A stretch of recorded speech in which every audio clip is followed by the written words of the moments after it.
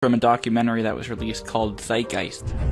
Mithra of Persia, born a virgin on December 25th. He had 12 disciples and performed miracles, and upon his death was buried for 3 days and thus resurrected. Dionysius of Greece, born of a virgin on December 25th, was a traveling teacher who performed miracles such as turning water into wine. He was referred to as the King of Kings, God's only begotten Son, the Alpha and Omega, and many others. And upon his death he was resurrected. Horus was born on December 25th of the Virgin Isis Mary. Horus was crucified, buried for 3 days, and thus resurrected.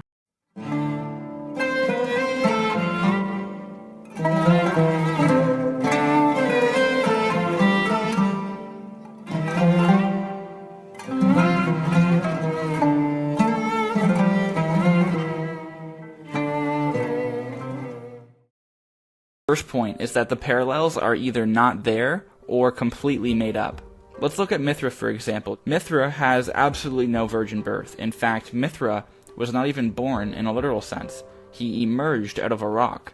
Mithra was only born metaphorically, not literally. Here are some of Mithra's petrogenetrixes, carvings indicating he was born from a rock.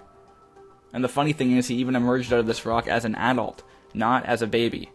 Mithra has no mother, virgin birth, and certainly no manger. Mithra was also never actually killed, let alone crucified. As Mithraic scholar Gordon Richard says, there is no death of Mithras. And if he didn't die, that of course means there was no Last Supper, no crucifixion, no burial, and no resurrection on the third day.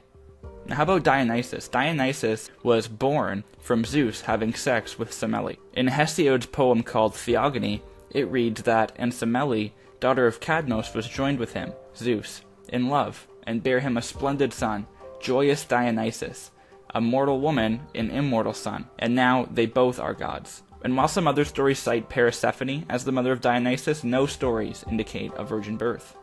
Dionysus died by being torn up into a bunch of pieces by the Titans, and boiled in a pot and eaten by them. There are at least 6 different accounts of what happens to him after that.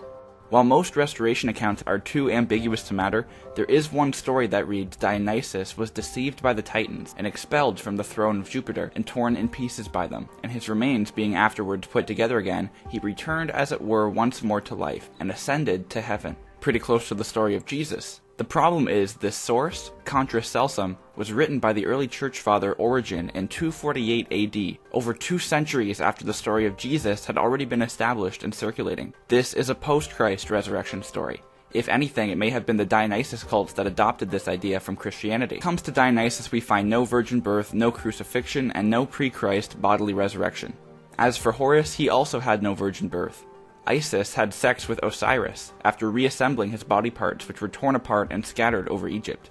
As Egyptologist and professor at the University of Arizona, Dr. Richard Wilkinson has written, through her magic, Isis revivified the sexual member of Osiris and became pregnant by him, eventually giving birth to their child, Horus. Historian and professor Francois Denand writes, after having sexual intercourse in the form of a bird with the dead god she restored to life, she gave birth to a posthumous son, Horus.